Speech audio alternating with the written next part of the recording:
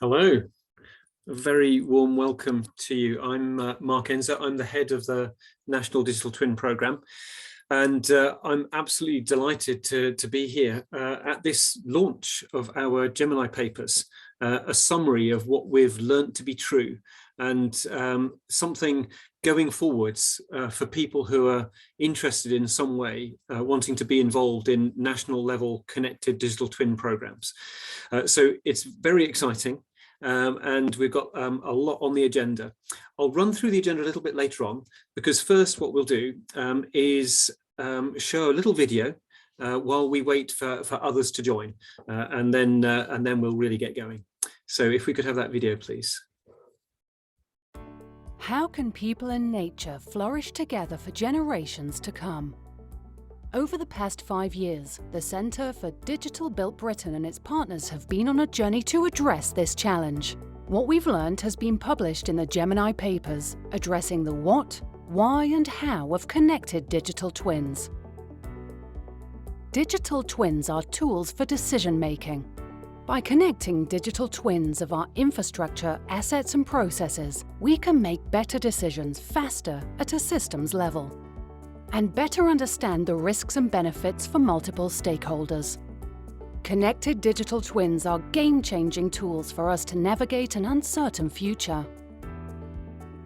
Our work proves connected digital twins play a key role in creating the future we all want. They can improve social, economic and environmental outcomes to create a better quality of life for us all. With them, we will deliver sustainability and resilience at a scale not previously possible. Hundreds of organizations are already creating digital twins and exploring connecting digital twins in a principled and purpose-driven way. We've taken giant strides. We know the future must be people-led and technology-enabled, and that the path forward must address skills, ethics, commercialization, regulatory environment, legal boundaries, and organizational, sectoral and national change, and be guided by the Gemini principles of purpose, trust and function. We've done the foundational work. We know what we must do. We know why we must do it. The Gemini Papers are our blueprint. Use them for people and nature to flourish together for generations.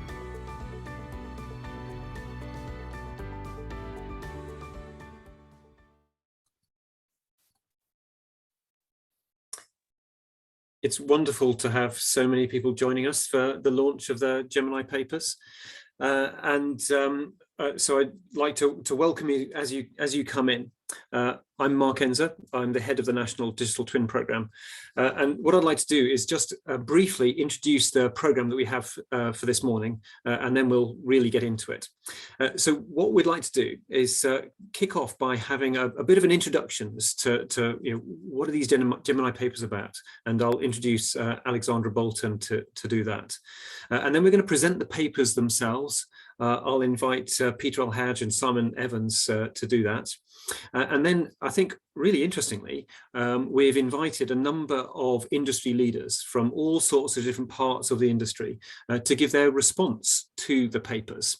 And then what we'll do is have a fireside chat. We'll invite all the people who've been involved so far to come together on a panel, and we'll have a chat and hopefully answer some of your questions and answers. What I would ask is that if you've got questions, is to put them into the Q&A bit rather than the chat, because then I'll see them and I can read them out to people. We'll take it from there. And then we'll close, and at the point that we close, we'll press a button and you'll get the link so that you can see the papers yourselves. So this is very exciting for us because in many ways the Gemini Papers summarize what we've learnt over a really interesting journey so far. So to kick off, I would like to welcome Alexandra Bolton, who is our Executive Director at CDB. Alexandra. Thank you, Mark. So a little context. CDBB was founded as a partnership between BEIS and the University of Cambridge, and we opened our doors in autumn 2017, with a really clear mission to expand and embed the digital transformation of the built environment. And here we are nearly 5 years later with a Zoom room full of partners and supporters and many thousands of others who aren't here today, all of us working together towards the digital built Britain, which will enable people and the planet to flourish together for generations to come. Together with our industry partners, our academic partners and government, CDBB's made the most extraordinary progress by bringing people together in a collaborative programme to connect, convene and coordinate across the whole of the built environment. And the outputs of our programme have accelerated efforts towards delivering better outcomes for people and the environment, to allow us to tackle those really big systemic challenges of our time and to be better ancestors. And as we at CDBB successfully complete our mission, today I'm really proud to be able to talk to you about our Gemini papers. These are the things that we know to be true. It's the summary of all our work, our thinking, our blueprints for the future. And they've been created in collaboration to support those who come after us to continue this really important mission of creating the digital built environment that we all want. And these papers, they're much more than a series of abstract ideas. They set out what needs to happen, why it's absolutely vital, and how this can be achieved. There's still much more to do if we're to achieve our vision of a built environment with the explicit purpose of enabling people and the planet to flourish together for generations. The digitalisation of the built environment still needs a connecting, coordinating, collaborating, socio-technical change programme and boundary-spanning visionary leadership to help it run. And it's up to us all on the call and more broadly to make this happen, to make the future that we want, to be better ancestors for those that follow us. While it's time for CDBB to finish its mission and pass the batons over to you, with the publication of the Gemini papers, we're giving you the blueprint. Thank you. Thank you, Alexandra. So now it's my great pleasure to invite in Peter and Simon to present the papers to us. Now, just they might not need a lot of introduction because you may have seen them around the place. Simon is a digital energy leader at Arup, and he's been leading the team that has been working with us to get the papers to you and done a fantastic job of it. Simon might be familiar to a lot of you from the Gemini calls, and so normally it's the other way around, where Simon is doing the comparing and introducing people, but the table's turned. So today I'm introducing Simon, and it's a massive pleasure. But then likewise, it's a huge pleasure to introduce Peter El Hadj. Peter El Hadj is the program lead for the National Digital Twin Programme and is also a rising star within KPMG. Peter is an absolute rock, and he has been in the background basically making everything happen. And so as I introduce Simon and Peter to present the papers, I'd like to introduce them as leaders. They are already leaders, but I think as we go forwards and as we look to the future of what can be done, I think you should look out for Simon and Peter going forwards. Already leaders, but leaders of the future. So over to you. Thank you. Thanks very much, Mark. That's very kind of you. So Simon and I will be introducing the Gemini papers, giving a bit of insight into what's in the content. As Mark mentioned at the start of the call, we'll be sharing links to the Gemini papers at the end of this webinar, so you'll be able to look around. Next slide, please. So the Gemini papers are a series of 3 papers and a summary paper, so a total of 4 papers. When we started the journey to develop the Gemini papers, we weren't sure how to split up what CDBB have done over the past 4 years. And after discussions with the editorial committee, so the Gemini Council, and the community, we've ended up in splitting the journey in 3 papers. So addressing what are connected digital twins, why connected digital twins, and how to enable an ecosystem of connected digital twins. And to summarize all 3 papers, we developed a summary paper that describes all of these 3 papers and give basically the executive summary from all the 3 papers. In this short presentation, Simon will take us through the what and the why paper, and then I'll cover the how paper at the end. Simon, over to you. Brilliant. Thanks, Peter. Next slide, if I could, please. So firstly, what are connected digital twins? Well, we know the built environment is made up of many layers and systems, such as economic infrastructure, social infrastructure, and the natural infrastructure. Now, the physical assets in these systems are connected together to build our built environment. Now, of course, throughout that, there's also digital infrastructure that exists across all of them.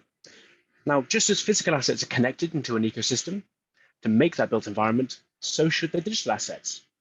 So simply put, connected digital twins are digital twins that connect across organizational and sectoral boundaries. Next slide, please. Now, this paper, or What Are Connected Digital Twins, focuses on just that. First, we look at what digital twins are, which is showing that they are varied and diverse digital representations of a physical asset, process, and system. We also look at exploring what is a systems of systems approach. So this understanding of the complexities of the interconnected systems and everything involved in them. We'll be answering the question of what are connected digital twins? Well, they're really a network of federated digital twins, defined by the connections they make between processes, technology, and organizations, of course, driven by the need for positive outcomes for people, nature, and society. And importantly, we're looking at what the role of the Gemini principles plays, ensuring digital twins are developed with purpose, trust, and function at their core. So that's our first paper, the What Are Connected Digital Twins. Go to the next slide, please. In our second paper, we explore why connected digital twins. Well, now we see that the digital world, physical world, and our social worlds are converging and intertwining through time, and we see this happening more and more as we go forward into the future. Now, through this intertwining, we see that there's a possibility for services to be created, with these services delivering outcomes for people and nature, and these, of course, being benefits through social, economic, and importantly, environmental benefits, especially in today's climate. Next slide, please. Now, in this paper, we'll be also answering and asking a couple of questions. The first is, what do or why do connected digital twins matter? Well, really, it's about that ecosystem of connected digital twins providing a system scale view that mirrors the complex interdependencies of our real world that enable us to make decision making faster, cheaper, and better, ultimately unlocking new value. We'll also be exploring why a social technical change program is needed.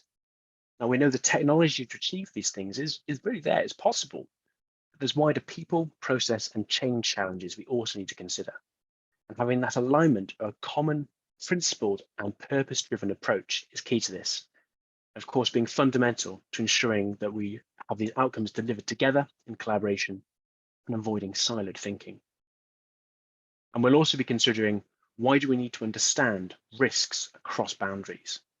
Now, this is really important, as there's a shared responsibility between decision makers in government, industry, and academia to ensure that technology being implemented today is people-led and designed with inclusion at the core and benefits everyone equally. Over to you, Peter. Thank you. Thanks very much, Simon. To the next slide, please. So this is the How paper. So the How paper is looking at the components that are needed and the approach that we need to take to enable an ecosystem of connected digital twins. As Simon set out, the key driver is to provide better outcomes to people and nature by improving performance of infrastructure through driving better decision making. So what do we need to do to enable better decision making is to improve and enable data sharing across organizational boundaries. And to do that, we need to improve information management maturity across organizations. So this is kind of very run through on the logic model. Now, if we go to the next slide, please. So the How paper asks 3 questions. So how does a nation enable an ecosystem of connected digital twins? How does the industry change itself? And how do you grow a market for connected digital twins? These 3 questions are linked. So the first question leads to the second, leads to the third. So how does a nation enable an ecosystem of connected digital twins? So this will require several key ingredients. I think the main one is collaboration across sectors and organizations. And this will require boundary spanning leadership that will drive change and drive this ecosystem forward. In addition to having strong leadership, we need to have the right values and ethics from the start. And these are values built on collaboration, on transparency, and more importantly, on an improvement and installing an improvement culture. We also need to have the right delivery vehicle, a delivery vehicle that brings the expertise of specialists around what is needed, but also to bring the community on the journey. So it's a mix of a bottom-up and top-down approach. And finally, we need to have the right resources. And this is where we talk about a common framework to exchange data across organizations, like the information management framework. So all of these ingredients are necessary, but are not sufficient, because we need also a socio-technical change across the industry. And the industry has to take an active role in changing itself. Now, the way to approach that is to understand how the industry, what are the mechanisms within the industry. So what are the interactions between different stakeholders, between the investors, asset owners, operators, public sector, academia, and community and citizens. So we need to develop theory of change to understand the different actors, how they come together, and how can we enable change across the industry. And change needs to be explored at several levels. So we need to go from individual level, organizational level, sectoral level, national level, and international level. I think ultimately the vision is to enable ecosystem of digital twins globally. The UK is playing a leading role and can continue to play a leading role. The vision is to bring internationally, through collaboration, ecosystems of digital twin to address global challenges such as climate change and other challenges that are systemic to all of the sectors and all of us. Finally, is how do you grow a market for connected digital twins? Fundamentally, this is about creating demand and supply for connected digital twins that are aligned for the public good. There are many tools and many ways we can help grow a market. Fundamentally, it's about growing trust within the market through building beyond transactional relationships. So building relationships that are built on collaboration, starting small and growing the ecosystem. We also can look into exploring new commercial models that support data sharing across organizational boundaries. We also need to explore the right legal and regulatory frameworks. And finally, and maybe more importantly, is we need to work on adoption of this thinking and the resources from the start with the community, so that the resources grow with the community and are adopted and useful going forward. So this is a quick run through the three Gemini papers.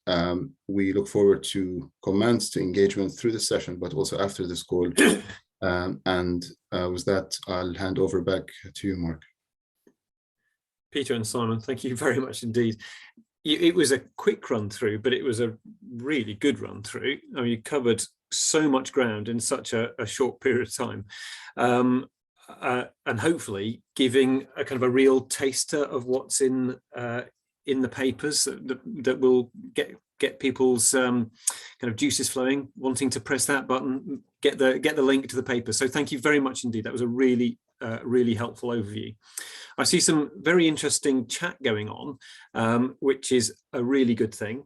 And I'd just like to remind you that if you have some questions for the panel, it would be ideal if you put them into the Q&A box rather than into the chat, and then I can pick them up and hopefully fire them to the right people.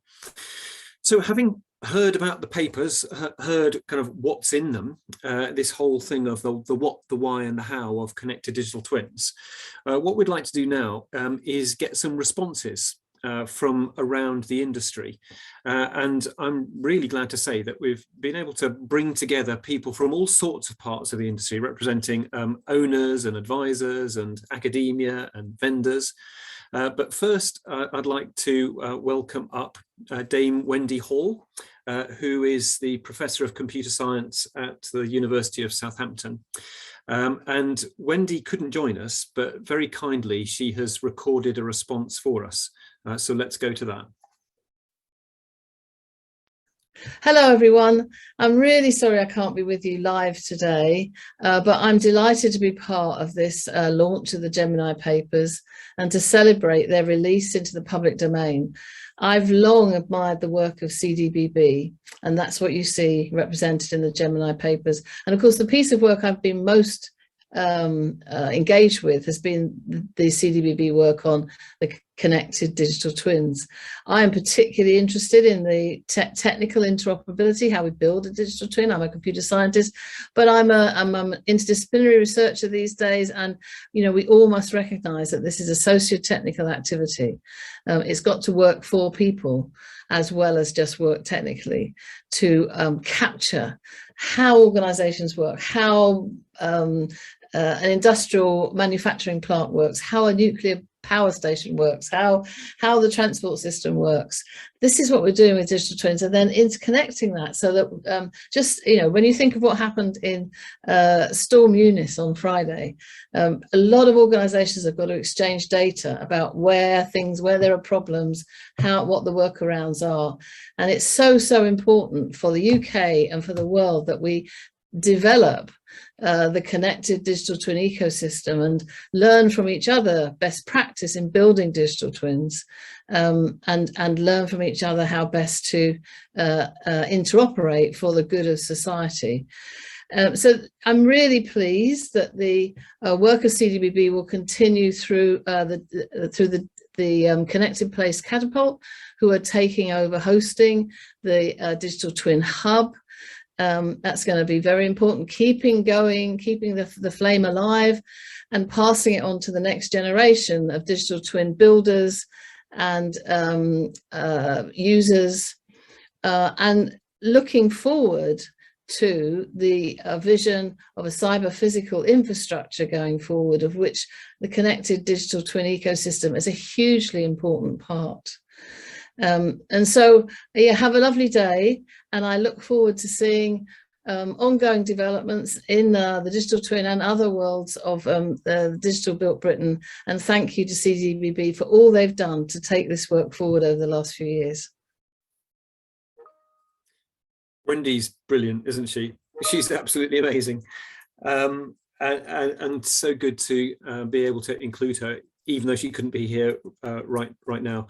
I mean, I think what she says about collaboration and the whole thing about this being a socio-technical change program is so important.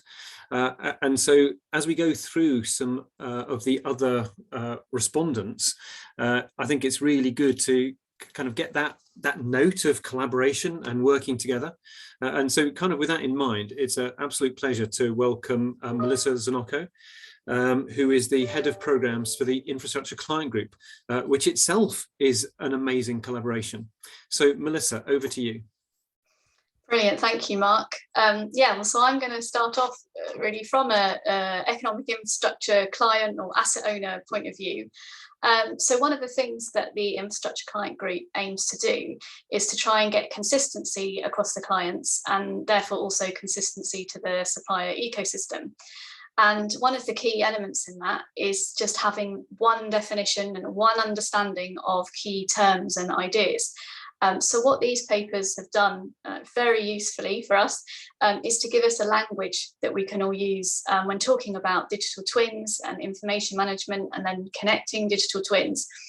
And I think also it will help us to have a sort of single source of the truth at this particular point in time. So obviously recognising that they are going to go on a journey and they will continue to evolve, but now it gives us somewhere that we can all look to. And the ICG Digital Transformation Task Group it does sometimes actually also have to operate as a bit of a therapy group, because there are many people out there who just don't get digital transformation or digital twins, let alone like a national digital twin. And so I think the papers will also be really useful tools as almost induction type documents, and particularly the why and the benefits paper for getting business cases approved. And then if I just give from my personal view, because I feel like I've been on this journey almost from the start with the CDBB, and it's been amazing for me to see everything that we've learned, and it's been a real substantial amount, and often incredibly complicated. But what the papers seem to have done is just synthesized it into the simplest and most eloquent prose. And it's also seamlessly brought together lots of different ideas and concepts, including our vision for the built environment, and kind of threaded them together in a kind of rich tapestry.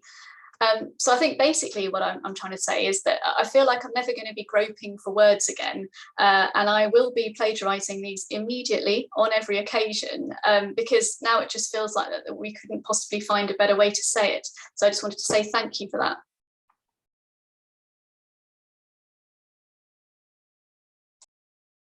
Melissa, thank you very much indeed.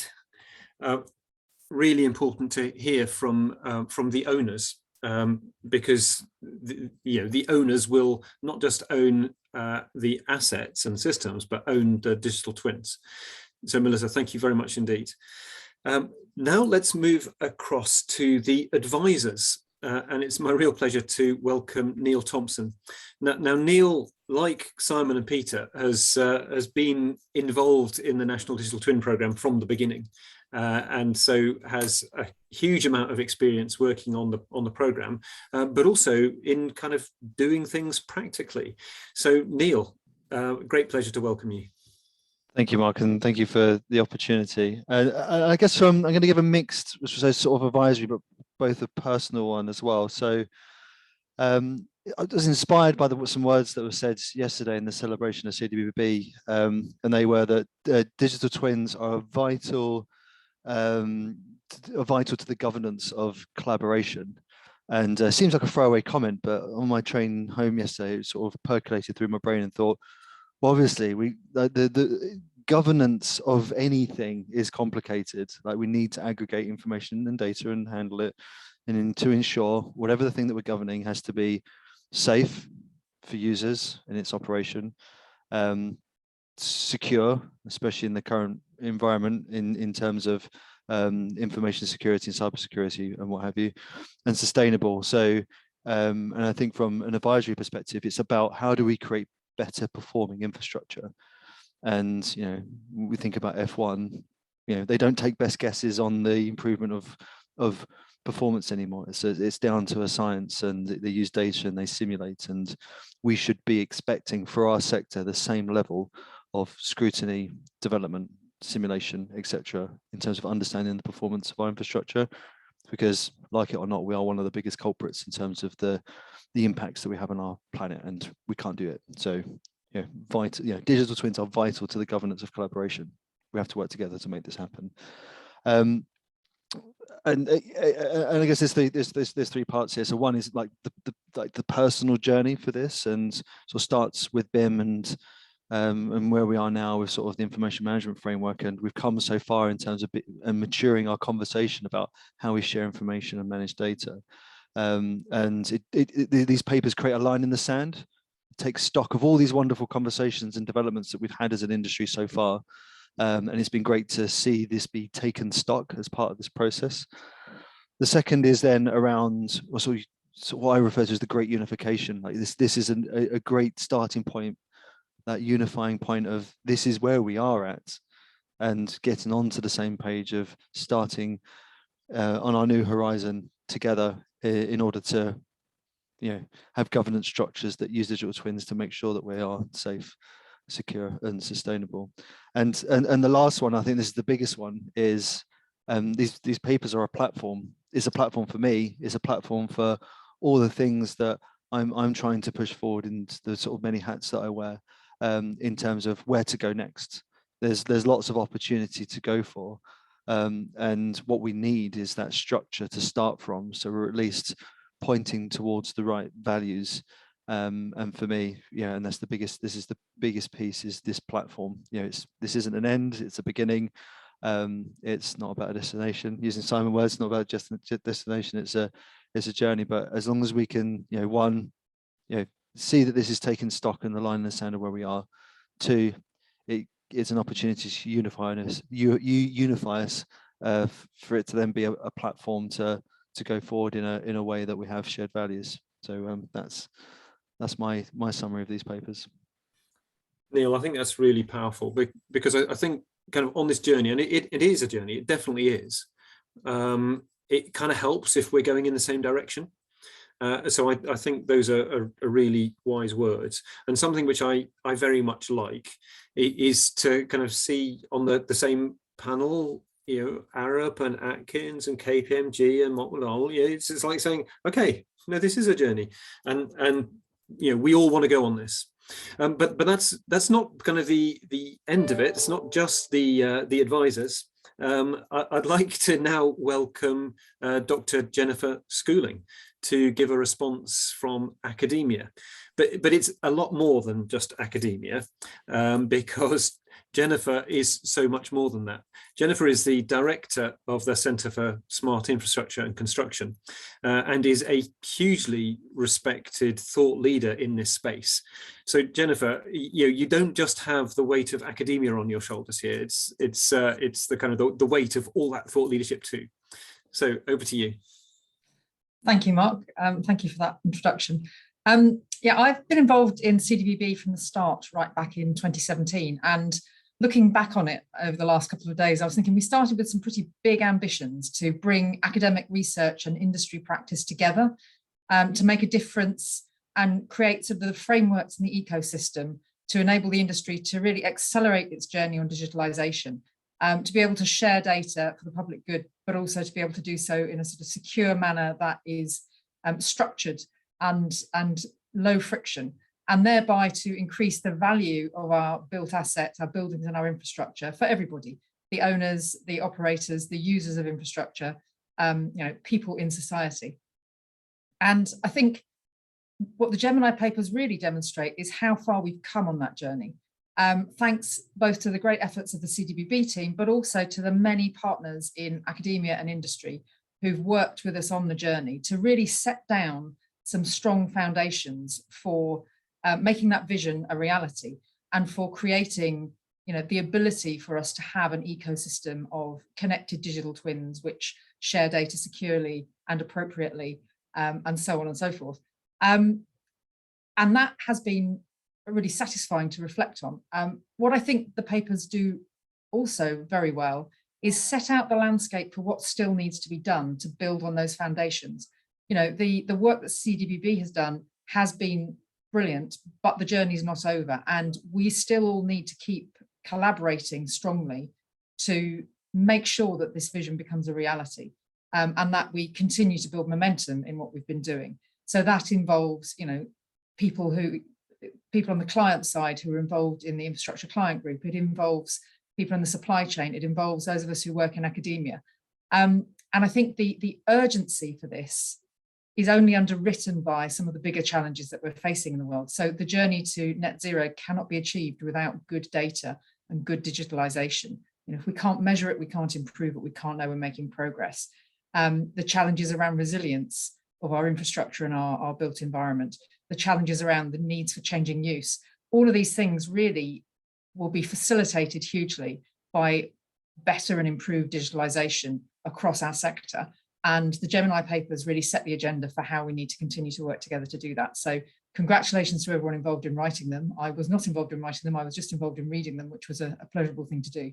And I think everybody who's listening in today to this webinar, please go and read the papers and take up the baton with us to move the agenda forward. And with that, I'll hand back to Mark. Jennifer, thank you very much indeed. There's so much I agree with, and what you're saying there, I'd like to run through it and say I agree with that and that and that and that. I probably can't do that, but I do want to point out my agreement to what you're saying about the big systems level challenges. those are the challenges of our generation, and we kind of need some tools which are competent to address that, to understand the systems and intervene more effectively. So yeah, we utterly need that. I also like what you're saying about CDBB and partners. This has been a joint thing. It's been a huge group involved in learning these lessons and laying these foundations that we can build on. So Jennifer, thank you very much indeed. Really, really helpful. And finally, but definitely not least, as we kind of look around the industry for important voices, we've heard from academia and from owners and advisors, but what about the vendors? Because it doesn't work if we don't have the actual tools to make all of this work. So it's my massive pleasure to welcome Mark Coates up next. Mark represents Bentley Systems, but also, Mark, what you're doing is representing all the vendors out there, all the big ones and all the small ones. So yeah, I'm desperate to hear your response. Thank you, Mark, and good afternoon, everybody. Yeah, from a sort of personal perspective, an industry perspective, and a technology perspective, I mean, Bentley's been involved from the onset with proof of concept working models, and now is very proud to support numerous global digital twins worldwide. But coming back to the papers, the papers, or the principles within the Gemini papers, create alignment and keep us focused firmly on the objective, which is where and what we all need to work very closely to as where possible. It's critical that a digital twin or digital twins are developed to provide positive outcomes for people, society, and nature. Bentley's a big supporter of this. In fact, we've even invested in our own ESDG department. We know digital twins can provide better outcomes by enabling transparency and better insights into the impact of decisions on people and nature and at the highest level. I mean, this insight can hone or even redirect investment to much needed areas. With society taking a change of pace that we've never seen before, and people have said it's going to only get faster. These decisions need to be made quicker, investment needs to be done sensibly, and projects need to be delivered far quicker than ever before. And this is where digital twins will assist in that insight, very much so. So, I mean, after the last 2 years of imposed isolation, I think we all know that isolation reduces value. And we know that data has a limited value when isolated. So going back to other people's comments, collaborations are key. And we must recognize that connection between high quality data and data sharing and will add value. And these papers support that collaboration, coordination, and alignment in a social technology framing and build a strong ecosystem, connect those digital twins. Mark, thank you very much. And actually, I'd like to ask you to stay here, because we're going to invite the rest of the panelists back in. But Mark, thank you very much for that. A very thoughtful reflection, I think, and maybe it's one that other panelists can come back on, because what I'd like to do in welcoming kind of all the panelists back up, and wow, it's lovely to see you all at once, is just some reflections on the other panelists' reflections, because we've heard a lot just now, haven't we? I mean, in terms of the overview from Alexandra, hearing what's in the actual papers from Peter and Simon, and then some kind of specific reflections from around industry from everyone else. So we've heard a lot, but what I'd like to do now is hear what you think about what the others said. So no pressure, but I wonder, Alexandra, maybe I could come to you first. Thank you, Mark. So I was delighted to hear what the others have said. It's clear that we all want to roll up our sleeves and collaborate and make this journey happen. It's clear that we all think it's a socio-technical challenge rather than just a technical challenge, that people and the planet are at the heart of why we're doing this and what we do. And that there is a real wish to pick up the Gemini papers and use them in the future to take on that leadership and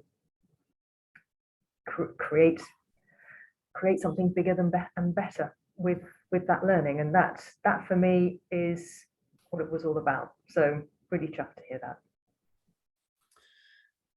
Yeah, I mean, it is encouraging, actually, isn't it? But because I think collectively we have learned a lot, and so it's good to hear that there's going to be some people picking up that learning. And I wonder, Peter, what do you reckon, having heard what people think about some of the papers that you yourself were writing? What do you think about the responses you heard? It's really good to see the paper come to fruition and kind of be written. As mentioned by, I think, several of us on the call as well, it was a genuine collaboration, and in many ways it's a reflection of a collaboration over 5 years. So it is always very, very difficult to summarize things. It's always easier to write lots of stuff, but when you want to bring things together and make them sharp, straight to the point, punchy as well, meaningful, it's not easy. So it was a big effort from everyone involved, specifically on the Gemini papers, to make the papers meaningful, usable, and be a source or a tool for alignment. So it's really good to hear the panelists mention that, and that aspect of the papers has resonated. I think through the work of CDBB over the years, there have been plenty of lessons learned, plenty of publication on the way. And what we've tried to do in the Gemini papers is to reference, acknowledge what has been published, but also speak in a future-looking way to try to continue in the same collaborative approach we've had, but also to provide what we've learned and what we've found out to be true and to work. I think, as also many of the panelists said, it's not the end of CDBB. It's just the start and the continuation of a collaboration across our industry, so we can enable better outcomes from the built environment for people and nature. Yeah, thank you, Peter. I mean, Simon, keen to come to you actually, because you led the team that was actually pulling the papers together, which seemed almost like an impossible task at the beginning because there's so much stuff, and somehow or other you've been able to kind of corral it into a sensible shape. So what was that experience like? I mean, how did you go about doing it even? There's just, as you said, there's such a wealth of knowledge out there to kind of bring all that together and make sure that you're accurately reflecting it for not only kind of generations now, but future generations was a good task.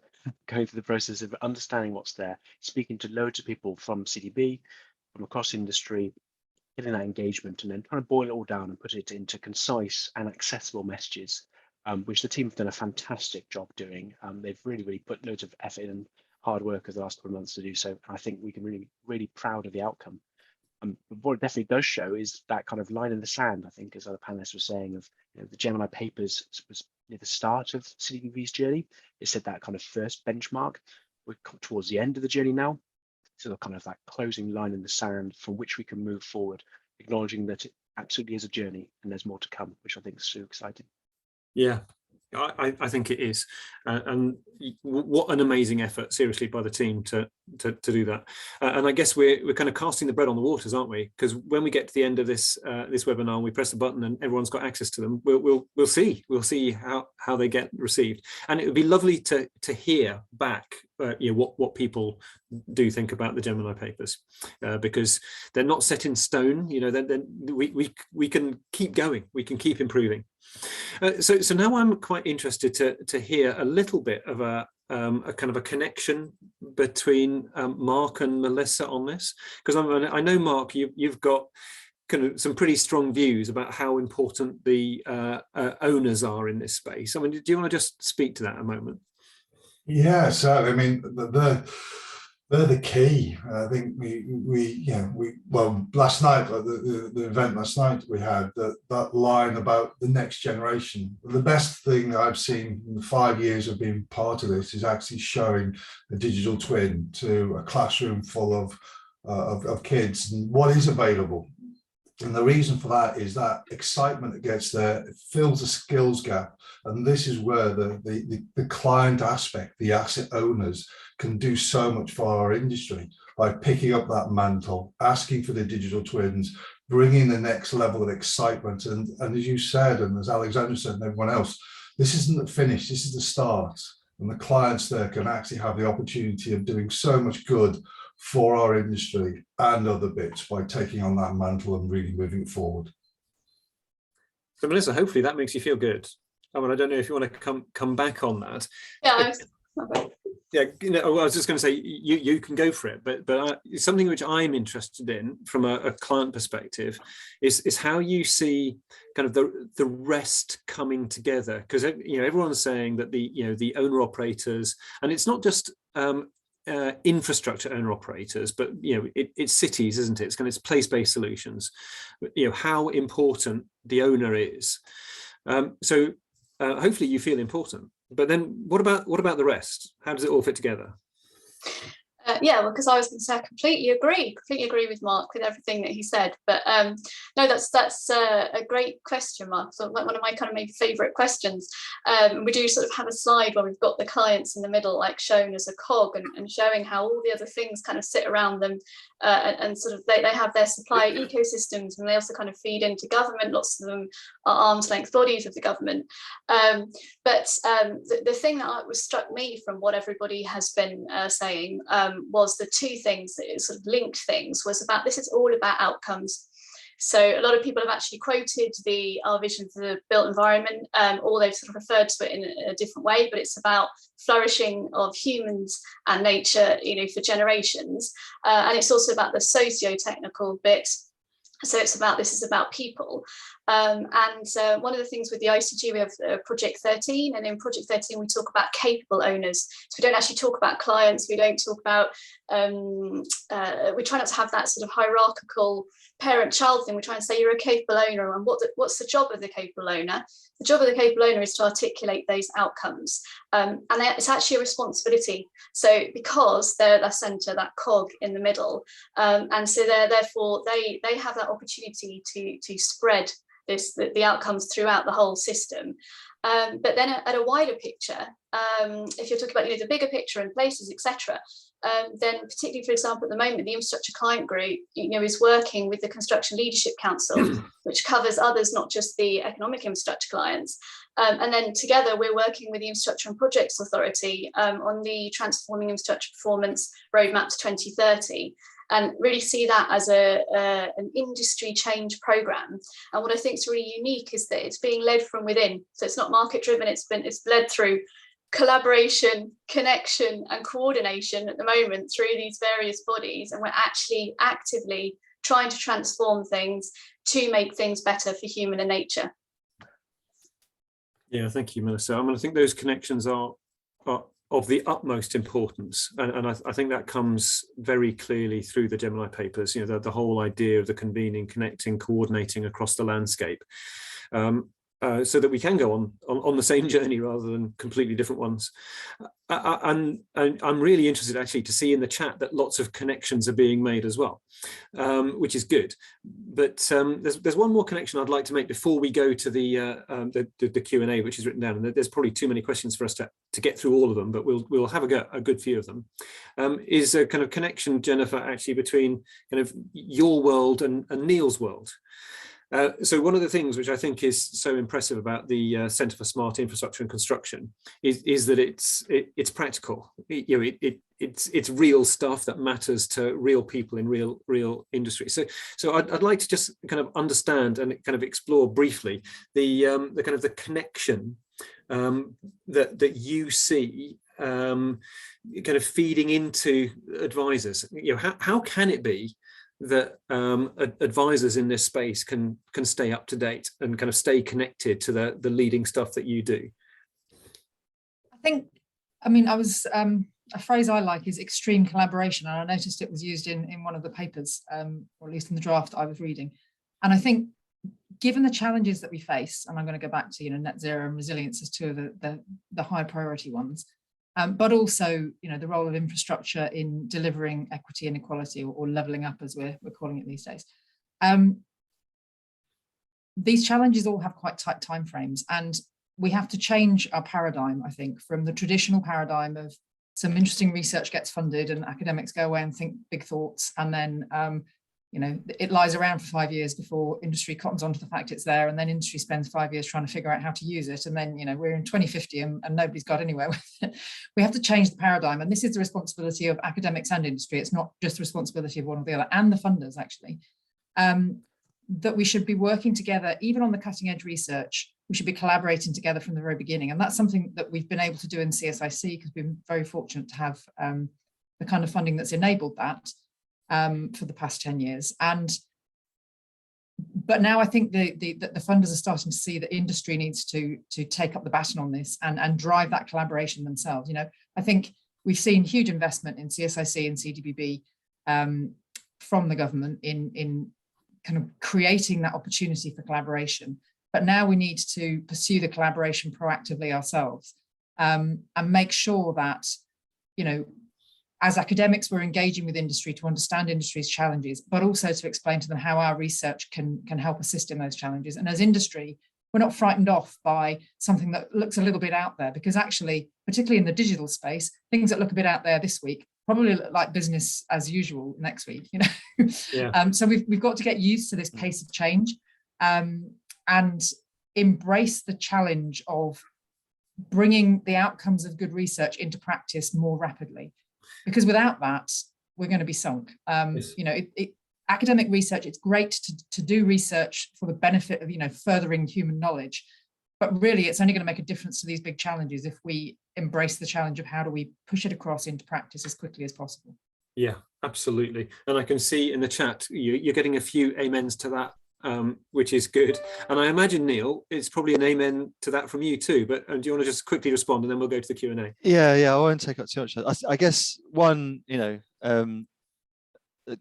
worked with Jennifer over the past 12 months or whatever it was, and this one thing that's completely clear is that the gap between sort of invention and research and application is closed to almost, could have been a 10-year horizon 5 years ago, but now it's much shorter. And I just think about from an Atkins perspective, we perform well and better when we team up with research. I just think of some of the innovation programs that I've led, where we've applied machine learning into certain areas, and you can go from someone's Eng.D to a functioning and market ready SME in the space of 12 months. Someone's Eng.D to like a £5 million startup in that period of time. And then people setting up business in the context of the research. That's what I like about sort of the universities like Cambridge, is it's not just about spitting out students, it's about creating a capability that is, one, useful to industry, but also, and I think what we need to encourage is those creation of new businesses, which is really key as well. So yeah, I don't want to keep the mic for too long, but I think that's really key. And I think the last space as well is in terms of that investment. And a big thing that's happened, especially since the pandemic, and seeing how clients have responded in terms of their resilience, they are up for these conversations about how do we make innovation happen faster. I feel before the pandemic, everyone, there was that conversation about innovation was not really there. It was maybe around changing procurement and lots of focus around information management. But I think exiting and entering our new horizon, we've got this new conversation around innovation. It has to be done hand in hand between what I do in my world and what Jennifer does in her world. Yeah. So it's connections. It's all about connections, isn't it? It's like we talk about connected digital twins, but we kind of need the connected people to make the connected digital twins work. And I think that is coming across in spades here. So thank you all for that. We really should go to the Q&A though. We've got a great clutch of questions there. Some of them are kind of general questions, some of them are specific questions. And so what I'll do is I'll try and kind of make sense of them and throw them to the panel. One question which does come up a lot, it's clearly a very important question, and it's a question which is a kind of a theme here, and I'll open it up to anyone on the panel who wants to just nod, is from Nigel Austin. It would be good to have some practical examples of where digital twins are being used at the moment, or the creation of services. So good practical examples of where digital twins are being used. Would anyone like to have a go at that? Neil. And I think this is good. This is good. It's one of my favorite examples. So this is in the context of a wastewater treatment works, one of the biggest in Europe, based on the Thames, and is very, has infrastructure that's back from 1860 or other. So this is one using the digital twin approach to understand the current context of how that's performing, and then being able to measure any intervention that you make on top of that. And these things are happening today. And I think the important point here is that this isn't just about greenfield projects and building digital twins of new assets. We're kind of getting beyond the point of building lots of new things and thinking more about the retrofit of old systems. We have aging infrastructure. The globe has aging infrastructure, and this work for this wastewater treatment works on the riverbanks of the Thames in London. It's a great example of being able to make sense of really old infrastructure that was invented and developed well before a computer was even thought about in the digital sense, and how we, these technologies about understanding and have made great advances. So this is in the context of, over a period of 6 months, being able to identify and then implement changes that generate around £6 million worth of operational savings on a particular asset class within that large piece of infrastructure. Now, rolling that out means you can get more, but it's, these are happening today. Clients are getting value from them. They're getting money back, but then also it's not just about getting money back. Obviously, it's important, but it's just that, and especially in the context of retrofitting infrastructure and understanding it is really key, because how can you run it sustainably if you don't understand its performance? Yeah. I mean, that sounds like a pretty kind of stonking good example, a practical example. We've got a question. Oh, Melissa. I didn't feel we could move on without mentioning Credo, the climate resilience demonstrator, because I mean, for me, that is the start of the National Digital Twin. So I believe that we've already kicked it off. And also because it's 4 of the clients that are involved in the Digital Transformation Task Group. So it's Anglian Water, UK Power Networks and Openreach. And then obviously the Environment Agency have been involved. But what's so amazing about Credo is that it's cross-sector. So as far as I'm aware, it's the first one, I think, in the world, I'm going to say, where it's going across sector. So they've shared it. So they've picked a use case, and it's about flooding and how they can respond to that. And they've shared data that they would never have been allowed to share. They found a way to do it. Mark. Yeah, I was just going to say, I mean, obviously, talking with the essence of collaboration, do have a look at the Bentley Year in Infrastructure Award book. That's got plenty of examples of digital twins globally that people can look and learn from. Thank you. So lots of good practical examples. And Melissa, thank you for pointing to the Credo one. A longer question, but we need a shorter answer.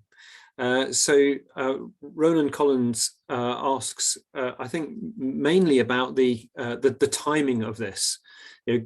Given some of the challenges, for example, around industry foundation classes and getting people to adopt it, and the whole challenge around interoperability, are we still years away from making this happen? So what do we think about the timescale for it? Maybe Jennifer or Alexandra, you might have a go at that. Yes, happy to. So we're not going to get perfect tomorrow, but we do have things already out there that are working, that are doing it. There's more work to be done. So it's not a case of disappear into your back row and get it all done and bring out the final solution. It's about working with what we have. It's about making those incremental improvements while still looking at that big picture. So I suppose the summary is it's already happening, and it will evolve to be a bigger thing over time. Yes, thank you. And when it comes to time, I wish we had more time, because there are a lot of good questions, but we don't. However, because time has gone, it does mean that it's getting very, very close to that point where you get the link. And so I'd like to thank all the panel for all you've said earlier on when you were doing your presentations, but now in the panel as well. I totally get the sense that this is a journey that we're continuing, and that it's a collaborative journey, and that collaboration will continue. So thank you very much indeed to the panel. And then I guess what I'd like to do is kind of wrap up very briefly by saying thank you to anyone who has ever done anything anywhere in this landscape of moving the idea of connected digital twins forward. That's a lot of us. It's everyone on this call. There's a whole load of people who are not on this call, and hopefully it will be a whole load more people going forwards. So really a massive thank you to you. Massive thank you to the team that's brought together these Gemini papers. I hope you love them. And with that, I think it's kind of over and out, but you can get the link now. So thank you very much indeed. And thank you to the team that actually enabled this webinar to come together as well. Okay, thank you.